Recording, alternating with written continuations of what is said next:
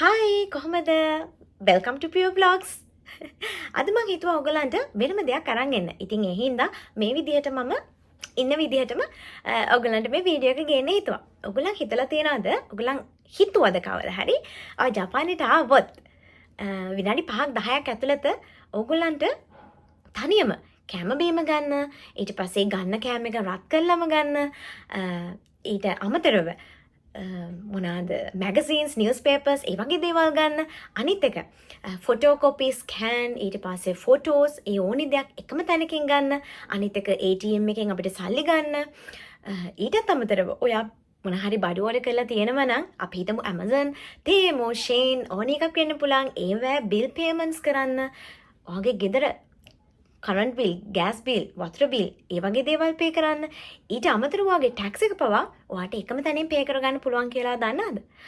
ඒ විතරක් නෙමෙයි. ඔයාට කොහේ හරි යනකොට වොෂ්රූම් යන්න ඕනේ වුණා. රෑ දෙකට වුණත් වොෂ්රූම් එකට යන්න ඕනේ වුණා. ඔයාට කිසි දෙයකට ජපානයේ නම් බය වෙන්න දෙයක් නැහැ. මොකද කන්වීනියන්ස් ස්ටෝර් ඔයාට හැම තැනම තියෙනවා. මෙන්න මේවට තමයි අපි මේ කන්වීනියන්ස් ස්ටෝර් කියලා කියන්නේ. කන්වීනියන්ස් ස්ටෝර් කියලා කියන්නේ අපේ ලයිෆ් එක පහසු කරන්නම ඇවිල්ලා තියෙන. මේ අපේ ලයිෆ් එක කන්වීනියන්ට් කරන්නම ඇවිල්ලා තියෙන ජපානයේ තියෙන වෙනම කල්චර් එකක්. ඇත්තටම කිව්වොත් ඔයාලා හිතයි මේ කොම්බිනි කියලා කියන්නේ ෂොප් එකක් නේ කියලා. ඔව් ෂොප් එකක් තමයි. හැබැයි අපි නිකන් කඩේකට ගිහිල්ලා මොන හරි එක දෙයක් ගන්නවට වැඩිය අපිට එකම තැනකින් අපිට හැමදේම මං හිතන්නේ අපේ ලයිෆ් ස්ටයිල් එකට ගන්න තියෙන ඊට පස්සේ අපිට කරන්න තියෙන වැඩ ගොඩක් මේ කන්වීනියන්ස් ස්ටෝර් එකෙන් කරගන්න පුළුවන්. ඉතින් ජපානයේ ගත්තොත් ඇයි මේ කන්වීනියන්ස් ස්ටෝර් කියන්නේ කොම්බිනි කියලා තමයි අපි ජපනීස් වලින් කියන්නේ. ඇයි මේ කොම්බිනි කියන එක හිනගන කංජි වලින් නැතුව කතකනා වලින් ලියන්නේ.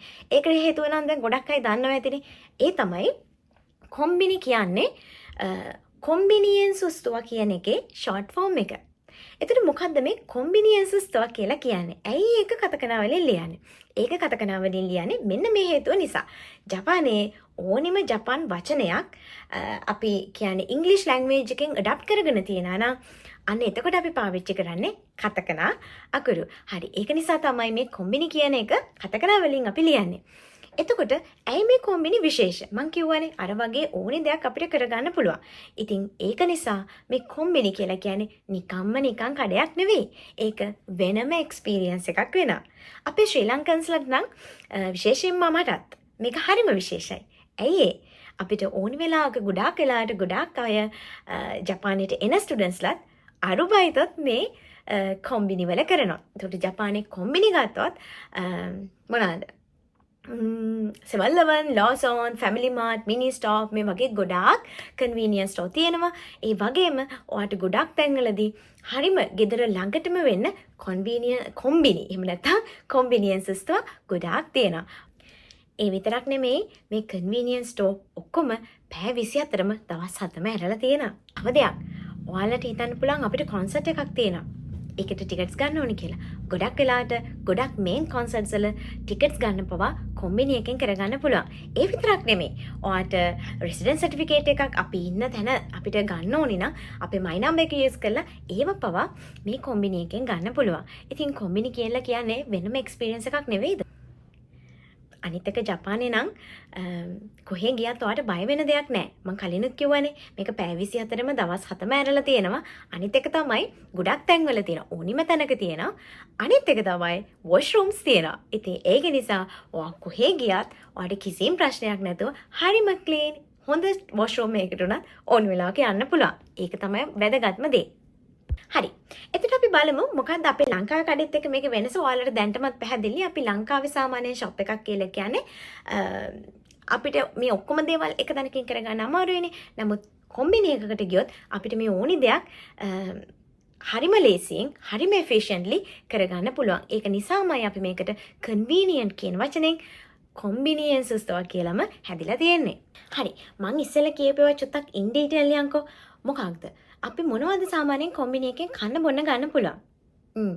ඒක ඕගොල්ලන්ට ෆ්‍රයිඩ් චිකන් වල ඉඳන් ready to eat food item ඕන එකක් ගන්න පුළුවන්. ඒ වගේම ready to eat rice ඊට පස්සේ sandwiches වර්ග ඊටත් අමතරව සැලඩ්ස් වර්ග විශේෂයෙන්ම ඔයා වෙජිටේරියන් කෙනෙක් නම් ඔයාට සැලඩ්ස් වර්ග ඒ වගේම ඩිසර්ට්ස් වර්ග අයිස්ක්‍රීම් මේ ඕනි දෙයක් කන්වීනියන්ස් ස්ටෝර් එකකින් ගන්න පුළුවන්. හැබැයි මේක කොහෙත්ම ලොකු එකක් නෙමෙයි ලොකු ෂොප් එකක් නෙමෙයි. නමුත් කන්වීනියන්ස් ස්ටෝර් එකෙන් අපිට ගන්න පුළුවන්. කන්වීනියන්ස් ස්ටෝර් එකේ වැඩිපුරම මම කන්න ආස දෙයක් තමයි. හැබැයි දැන් මට මේක කාලවත් ඇති වෙලා වගේ ඒත් කන්න ආස දෙයක් තමයි ඔනිගිරි කියලා කියන්නේ. Rice balls, Japanese rice balls. ඉතින් ඒ වගේ හරිම හෙල්දි කෑම. හැබැයි එහෙම ලොකු ගානකුත් නැහැ. දැන් අපි රයිස් බෝල් එකක් ගත්තොත් එහෙම ඒ කියන්නේ ඔනිගිරි කියලා තමයි අපි කියන්නේ ජැපනිස්ලි. ඔනිගිරි එකක් ගත්තත් ඒක සාමාන්‍යයෙන් 150ක් 130ක් වෙනස් වෙනවා. ඒකේ අපේ ඒකේ ඇතුළට දාන දේවල් එක වෙනස් වෙනවා. හැබැයි කොම්බිනි එකකින් එහෙම ගත්ත කියලා එහෙම ලොකු ගාණක් වෙන්නේ නැහැ. ඊටත් අමතරව ඔයාට තව ගන්න පුළුවන් කොෆි. මං කියවනේ ඒ වගේම එවෙලම ෆ්‍රෝසන් කරපු ෆෘට්ස් වලින් හදන එවෙලෙම ගන්න පුළුවන් ස්මූදිත් මේකේ තියෙනවා. මම ඕගොල්ලන්ට කන්වීනියන්ස් ස්ටෝර්ස් වල ෆොටෝස් දානවා. එතකොට ඕගොල්ලන් බලා ගන්න මේ වගේ කන්වීනියන්ස් ස්ටෝර් හරිම පොඩි. හැබැයි ජපානයේ හැම තැනම තියෙනවා. ඒ හැම ෂොප් එකකම මේ හැම සර්විස් එකක්ම තියෙනවා. ඉතින් මම අහලා බැලුවා මමත් එක්ස්පීරියන්ස් කරනවා තමයි. හැබැයි ඒ වුණාට මම අහලා බැලුවා මගේ මාත් එක්ක වැඩ කරන ඔෆිස් එකේ වැඩ කරන මගේ ජපනීස් යාළුවන්ගෙන් ඒගොල්ලන් කොහොමද කන්වීනියන්ස් ස්ටෝර් රෑන්ක් කරන්නේ කියලා. කොම්බිනි කොහොමද ඒගොල්ලන් රෑන්ක් කරන්නේ කියලා. ඉතින් මේක නම් හැමෝම දන්න දෙයක්. බත් වැඩිපුරම රසයි කියලා කියන්නේ 7-Eleven කියන කොම්බිනි එකේ. බත් වැඩිපුරම රසයි. ඒ කියන්නේ අපි ඔබෙන්තෝ ගත්තොත් කෑම ගත්තොත් අපිට ලන්ච් එකට වෙන්න පුළුවන්, ඩිනර් එකට වෙන්න පුළුවන්, උදේට වෙන්න පුළුවන්. අපි බත් එක්ක තියෙන මොන හරි අයිටම් එකක් ගත්තත් අනිවාර්යයෙන්ම 7-Eleven එකේ කෑම අනිත් ඒවාට වඩා රසෙන් චුට්ටක් වැඩි වෙන්න පුළුවන්. හැබැයි එහෙම කියලා අනිත් ඒවා රස නැහැ නෙමෙයි. ඒවත් හරිම රසට හරිම හොඳ විදිහට හදලා තියෙනවා. ඒත් 7-Eleven එකේ කෑම රසයි කියලා තමයි ජපනීස් අය නම් කියන්නේ. හරි. ඊට පස්සේ ඩෙසර්ට්ස් ගැන කතා කරොත් ඩෙසර්ට්ස් වලට අනිවාර්යයෙන්ම ෆේමස් තැන තමයි ලෝසොන් එකේ මචි කැෆේ. මට මතක විදිහට මචි කැෆේ එක. ඉතින් ලෝසොන් එක normally මෙන්න මේ කැෆේ අයිටම්ස් ඒ කියන්නේ අපි ඔය ස්වීට්ස් වර්ග වලට එහෙම ගොඩක් ෆේමස්. එහෙම කියලා අනිත් ඒවා නැත්තේ නෑ. අනිත් ඒවා තියෙනවා මම මේ කම්පෙයාර් කරනවා. මං කියවනේ දෙවෙනි එක pay bills ඒ වගේම buy tickets. බිල්ස් පේ කරන්න අපිට බාකෝඩ් වලින් පේ කරන්න පුළුවන්. ඒ කියන්නේ ගෙදර අපේ බිල්ස් පේ කරන එකේ ඉඳන් වෙනත් ඔයාලා ගන්න බඩු මොන හරි ඔන්ලයින් ඕඩර් කළත් ඒවා ඔන්ලයින් පේමන්ට් එක ඔයගොල්ලන් කරේ නැත්නම් ඔයාට ඒකට කන්වීනියන්ස් ස්ටෝර් පාවිච්චි කරන්න පුළුවන්. ඉතින් ඒක ඔයගොල්ලන්ගේ කෝඩ් එක යූස් කරලා හරිම ලේසියෙන් හරිම සිම්පල් විදිහට කොම්බිනි ඕනෙම කොම්බිනි එකකින් ගෙවන්න පුළුවන් පහසුකම මේ කන්වීනියන්ස් ස්ටෝර් වල තියෙනවා. හරි. අනිත් එක තමයි ඩොකියුමන්ට්ස් print කරන එක.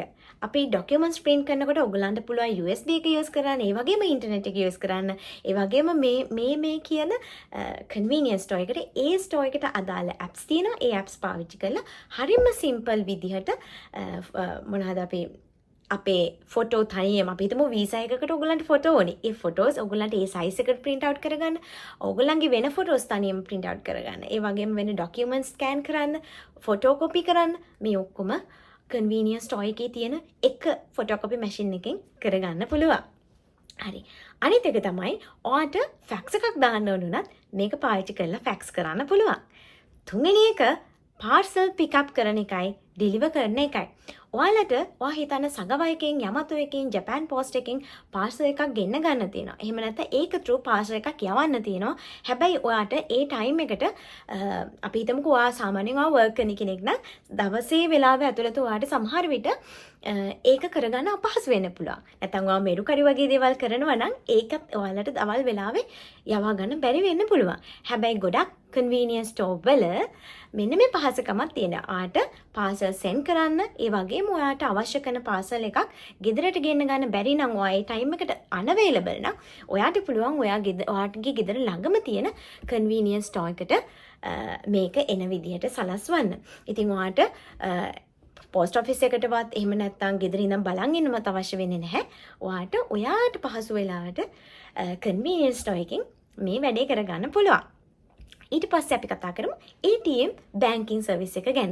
ඔයාට money deposit කරන්න උනත්, ඔයාට international card use කරලා මේ සල්ලි withdraw කරගන්න උනත්, ඔයාට ඕනි වෙලාවක වෙන බැංක් වල නම් වෙන ATM වල නම් ජපානයේ ඔයාට හැමතිස්සෙම ATM එකෙන් උනත් සල්ලි ගන්න බැරි වෙන වෙලාවල් තියෙනවා. ඒ කියන්නේ එහෙම සමහර වෙලාවට අපිට මෙන්න මේ වෙලාවෙන් පස්සේ ATM එකෙන් සල්ලි ගන්නත් බෑ කියලා ගොඩක් ATM වල තියෙනවා.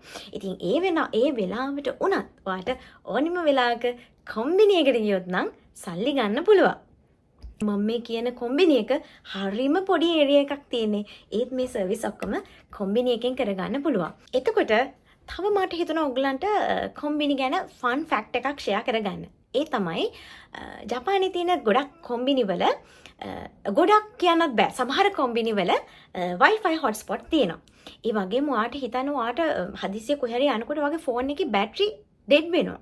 ඔයාට ෆෝන් එක charge කරගන්න විදිහක් නැත්නම් ඔයාට mobile batteries කොම්බිනි වලින් අපිට පොඩි වෙලාවකට පාවිච්චි කරන්න උනත් පුළුවන්. ඒ වගේම තමයි විශේෂම දේ කොම්බිනි එකේ ඔයාට seasonal items ගන්න පුළුවන්. ඒ කියන්නේ anime snacks වෙන්න පුළුවන්, anime themed snack. එහෙම නැත්නම් එක එක කාලවල වලට අදාළ පළතුරු වලින් හදපු desserts වර්ග මේ කොම්බිනි වලින් හරිම පහසුවෙන් ඔයගලන්ට ගන්න පුළුවන්. ඉතින් මම කියවනේ මම සාමාන්‍යයෙන් වැඩිපුරම කරන්නේ ඕක තමයි seasonal fruits වලින් හදන seasonal sweets තමයි වැඩිපුරම කොම්බිනි එකෙන් මම try කරන්නේ. ඊටත් අමතරව කොම්බිනි වල තියෙන තවත් විශේෂ දෙයක් තමයි අපේ ශ්‍රී ලංකන්ස්ලා ගොඩක් වැඩ කරන අය දන්න මමත් වැඩ කරන අපි හැමෝම සාමාන්‍යයෙන් හොඳට අයිසත්ස් ඒ කියන්නේ ග්‍රීට් කරන්න ඕනේ. ඉරාෂයිමසේ කියන කල්චර් එක තාමත් කොම්බිනි වල ඒ විදිහටම තියෙනවා කියලා මං හිතනවා. අනිත් එක තමයි ගොඩක් වෙලාවට මේ කොම්බිනි වලත් කැෂියර් එක ඔටෝමේටඩ් අපිට කැෂ් පුළුවන්, කාඩ් පුළුවන්, අපිට වෙන වෙන ඔය මොනවාද අපි කියන්නේ ට්‍රේන් පාස් වලින් මේ පේමන්ට් එක කරනවා නම් එහෙම කරන්න පුළුවන්. ඔයාට හරිම පහසු විදියට ඔයාට පහසු මාර්ගයකින් ඔයාට පේමන්ට් එක කරන්න පුළුවන්. ඉතින් අනිත් එක තමයි සමහර කොම්බිනි වල පොඩ්ඩක් කියන්නේ ඒරියා එක පොඩි වුණාට පොඩි කෝණ එකක් තියෙනවා අපිට අපි ගන්න කෑම එක ඒ වෙලෙම රත් කරගෙන කන්න. අනිත් එක තමයි උණු වතුර තියෙනවා. අපි රාමෙන් එකක් ගත්තොත් රාමෙන් බොක්ස් එකක් හරි රාමෙන් එකක් ගත්තොත් ඒක ඒ වෙලෙම උණු වතුර දාලා හදලා ගන්න. උණු වතුර එක පවා මේ කොම්බිනි වල තියෙනවා. හරි. මේ ඔක්කොම තියෙන හින්දානේ අපි නමේ හැටියටම කොම්බිනි එහෙම නැත්තම් convenience store කියලා කියන්නේ. එහෙනම් ඇයි මේ කොම්බිනි ජැපනීස් කල්චර් එක ලෝකෙට represent කරන්නේ? කොහොමද ජැපනීස් කල්චර් එක කොම්බිනි වලින් represent කරන්නේ? මං කියන්නම්. මට හිතෙන විදිහට පළවෙනිම දේ තමයි efficiency. ඒ කියන්නේ කාර්යක්ෂමතාව. ඒ කියන්නේ හැම දෙයක්ම එකම තැනකින් කරගන්න පුළුවන්. ඒ වගේම ඕනි වෙලාවක ඒ ඕනිම කොම්බිනි එකකට ගියොත් අපිට අපේ ටයිම් එක වේස්ට් කරගන්නේ නැතුව හරි ඉක්මනට හරිම පහසුවෙන් සුහදශීලීව කාර්යක්ෂමව කරගන්න පුළුවන් එක තමයි පළවෙනිම දේ විදිහට මම දකින්නේ. දෙවෙනි එක තමයි cleanliness එක. එතකොට convenience store එකකට මම කියවනේ ඔයාට washroom එකකට යන්න උනත් ඔයාට toilet එකට ගියත් ඔයාට හරිම clean washroom එකකට තමයි යන්න පුළුවන් වෙන්නේ. ඒක නිසා මෙන්න මේ cleanliness කියන එකත් ඒ කියන්නේ පිරිසිදුකම කියන එක ජපාන් සංස්කෘතිය represent කරන තවත් එක item එකක් වෙනවා. තුන්වෙනි එක තමයි politeness එක. ඉතින් staffලා හැමෝම ඒගොල්ලන්ගේ රාජකාරිය ඒ විදිහටම ඉෂ්ට කරනවා. ඉතින් convenience store එකක් කියලා කියන්නේ නිකම්ම නිකන් කඩයක් නෙමෙයි කියලා මම කලිනුත් කිව්වනේ. ඒගොල්ලන්ට ඒකේ වැඩ කරනකොට අනිවාර්යයෙන්ම ඒගොල්ලන් පිළිපදින්න ඕනි දේවල් ගොඩක් තියෙනවා. ඉතින් ඒක නිසා මෙන්න මේ politeness කියන එකත් ජපාන් සංස්කෘතිය ලෝකෙට represent කරන එක දෙයක් වෙනවා කොම්බිනි තුලින්. අනිත් එක තමයි innovation. මම මේක නම් අනිවාර්යයෙන්ම මම හිතනවා කියන්න ඕනේ දෙයක්. මොකද innovation කියන එක අපි කියන්නේ නව්‍යකරණයනේ. ඉතින් මේක මම කියවනේ හරිම seasonal දේවල් තියෙනවා. ඒ වගේම කාලෙන් කාලෙට යන හැම ටෙක්නොලොජි එකක් එක්කම මේවා අලුත් වෙනවා. ඉතින් දවසින් දවස අලුත් items එනකොට අපිට උනත් ඕනි වෙලාවක ගිහිල්ලා ගන්න හිතනවානේ.